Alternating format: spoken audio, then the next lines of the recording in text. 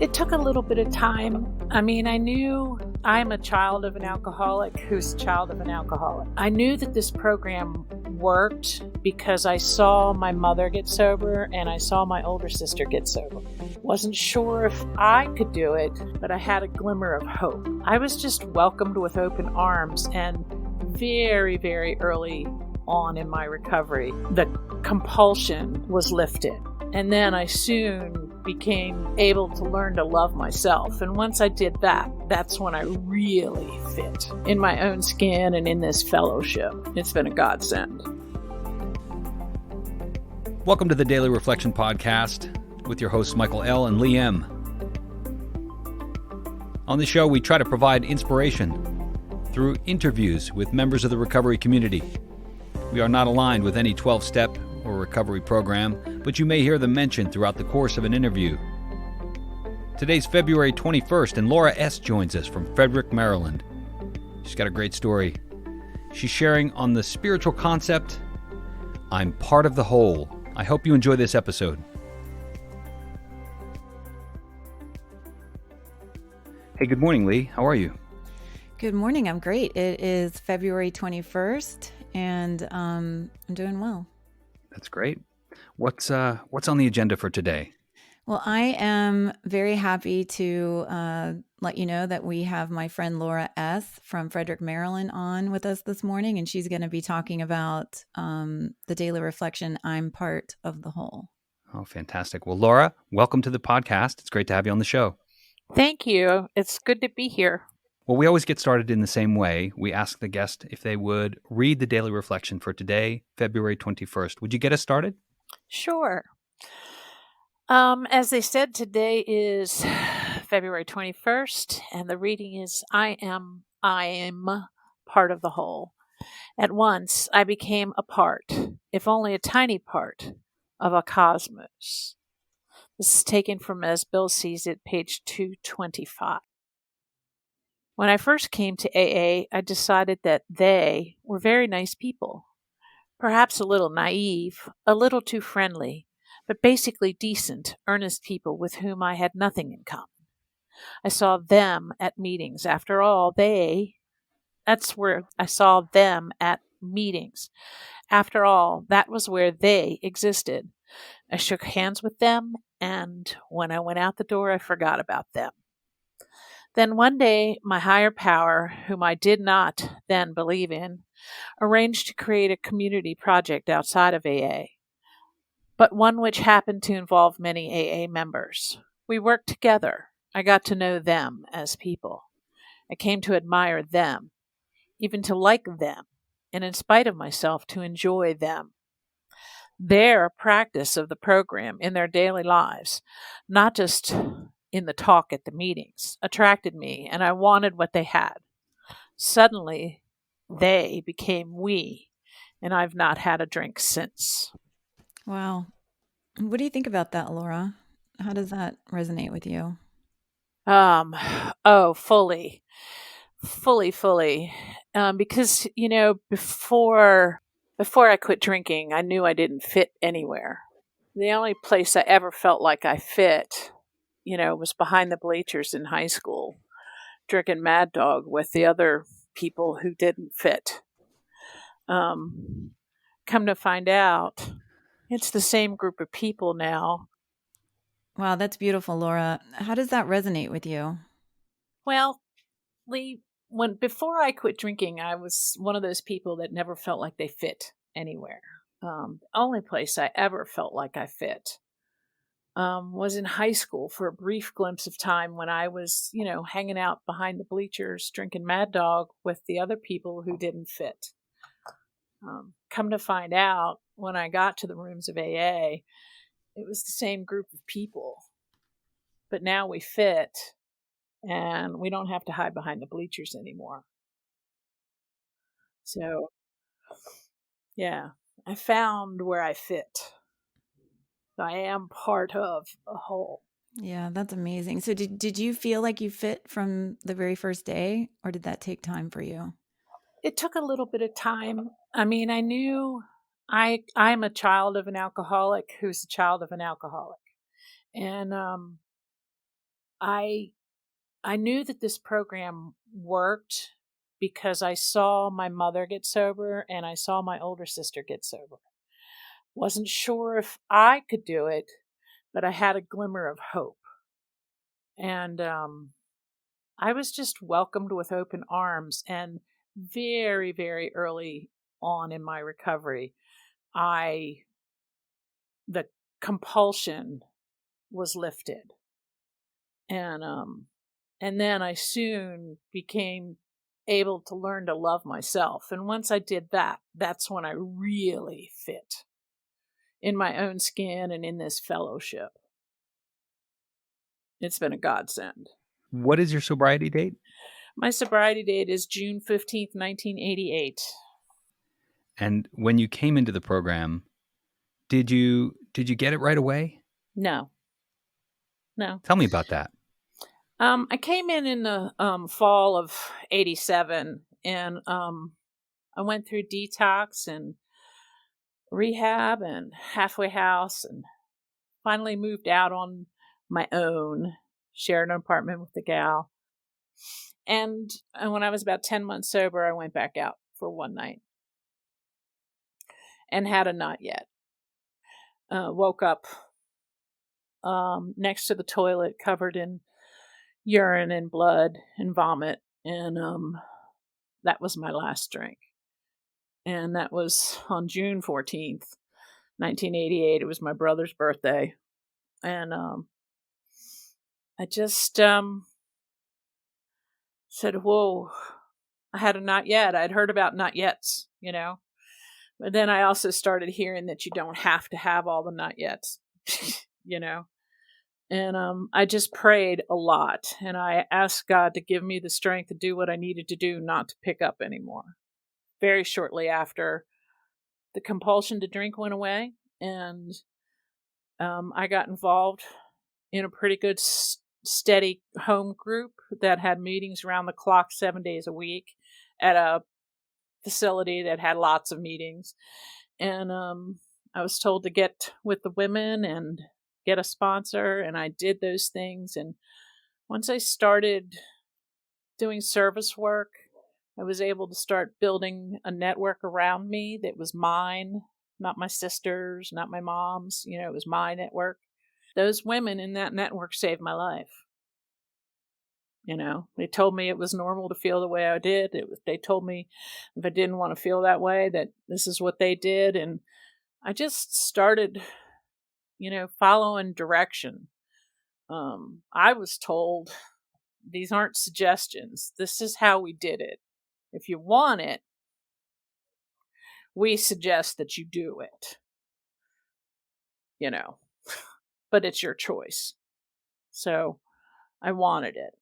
And I just got involved. I'm a pretty social I'm a person who had I had self-loathing, and I heard the whole terms of we'll love you till you learn to love yourself, and people just kept asking me to do things, and I was a people pleaser, so I kept doing things. And by doing that, I met people, and the more people I met, the stronger my network became. The longer I was sober, the more I could tell who were the winners and who were not. The stick with the winners thing, and be there for the ones who aren't winning. And, just all of those slogans that actually mean something, Mm-hmm. Did you mentioned God earlier, Laura. Did you have a concept of God when you came in? No, not really. I mean, I was raised in church, but I didn't really have a personal relationship. So I didn't really know if there was one or there wasn't. My parents didn't really believe,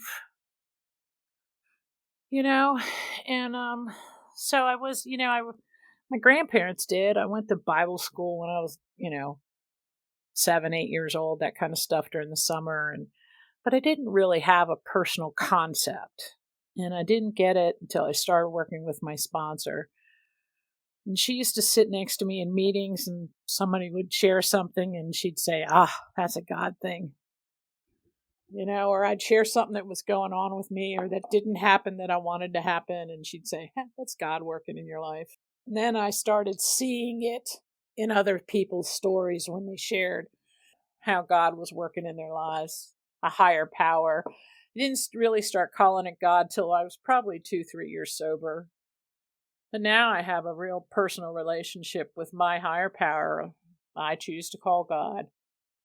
Brings me peace and serenity and quells fears and helps erase worry. And, I have conversations with God all the time, like we're sitting across the table having a cup of tea together.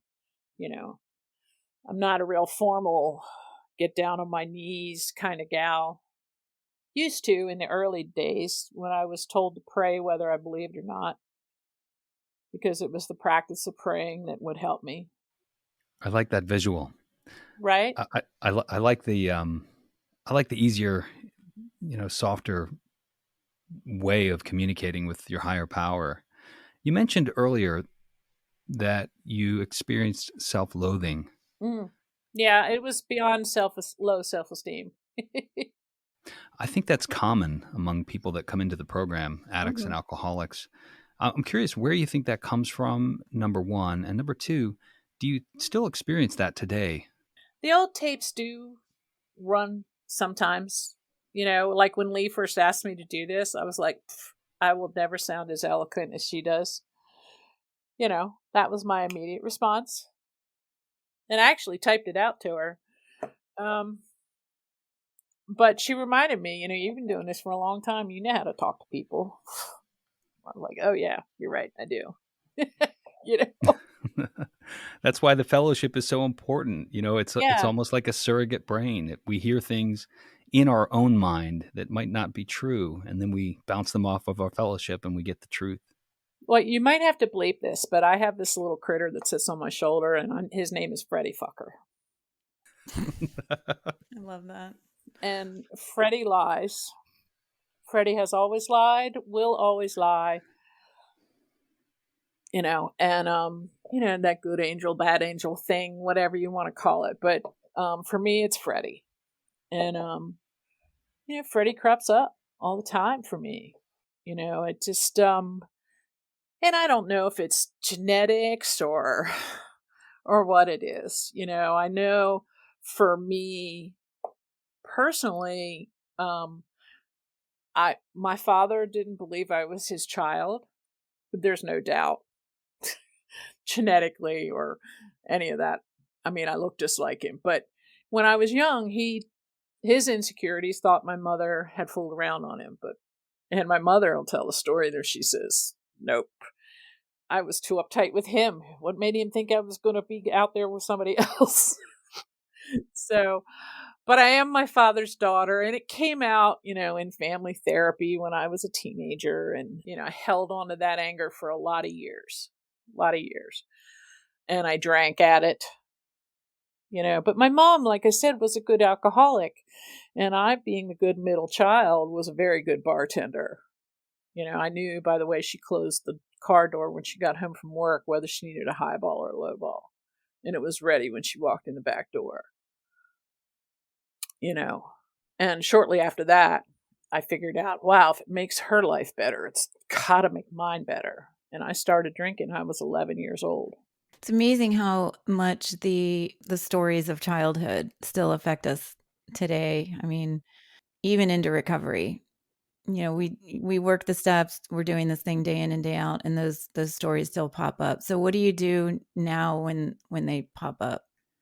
Well, first thing I do is tell Freddie that he's lying, and I know he's lying.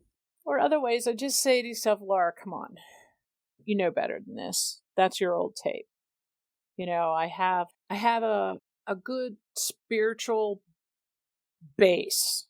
I have a very good personal relationship with God. And I know that when I'm feeling fearful or worried or less than, I just talk to God. And if that's the only person available. Both of my sisters are in the program. My older sister, Jean, just celebrated 34 years on the 7th. she's in AA and Al-Anon. My younger sister, who my mother lives with, is 9 or 10 years in Al-Anon. So they're both firmly planted in 12-step recovery. And I use them a lot, and they use me a lot. We are, and my mother, prior to her dementia, was a very easy person just to call and run something by, So, and I have a huge network of people, I just use every tool that I can imagine to get myself out of a funk. I've learned how to go outside of the program to get help I need. I just this past fall went on some antidepressants because, COVID depression is hit, and I'm borderline anyway. So, it tells you in the big book, we can help you not drink. We can help you clean up the wreckage of the past, but we're not your doctor, your dentist, your therapists. It's so important to talk about that. You must go outside of the rooms for that kind of help. Mm-hmm. There's something I wanted to add on to this part of the whole. It's out of the big book, out of Vision for You, and it's something that I heard very early on.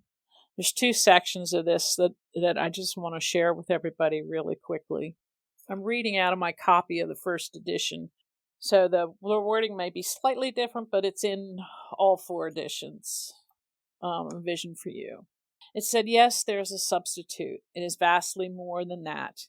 It is a fellowship in Alcoholics Anonymous. There you will find release from care, boredom, and worry. Your imagination will be fired. Life will mean something at last. The most satisfactory years of your existence lie ahead. Thus we find the fellowship, and so will you. And at the end of that chapter, abandon yourself to God as you understand God. Admit your faults to Him and your fellows. Clear away the wreckage of your past. Give freely of what you find, and join us. We shall be with you in the fellowship of the Spirit, and you will surely meet some of us as you trudge the road of happy destiny. May God bless you and keep you till then. Isn't it the best? Yep. And that's that whole part of, I was told very, very early on that if I build my fellowship around me, which I am responsible for doing, that the fellowship of Alcoholics Anonymous will teach me how to apply the principles and work the steps and clean up the wreckage of my past so that I can have a life. And I know for this alcoholic, I would not have been able to do this alone.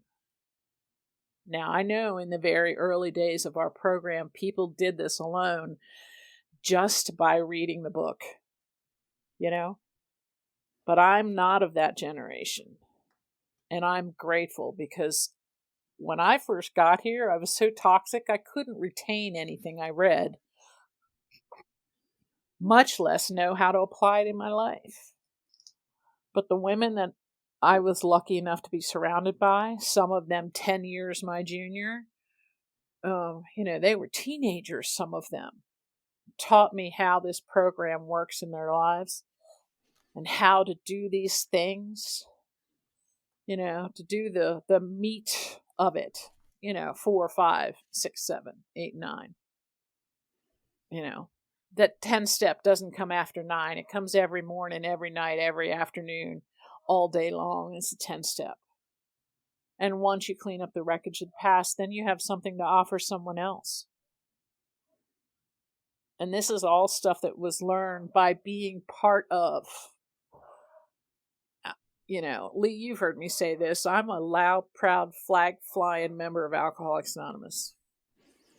Yep, I love that about you. I want people to know that this thing works. This pixie dust, this magic, this spiritual, all of it rolled into one. I am one of those people that just totally believes that this thing is, I know I couldn't quit on my own. And I know that it was God that took away the cravings from me because I couldn't stop. I only used for 17 years, but the last 7 years of my using was just hell and misery. Just hell and misery. And I couldn't stop. Everything I tried, nothing worked. So I have my Uncle Denny to thank for that. He was the first one in our family that came into the rooms of Alcoholics Anonymous in 1982. My mom followed him in the summer of 83. My sister followed in 84.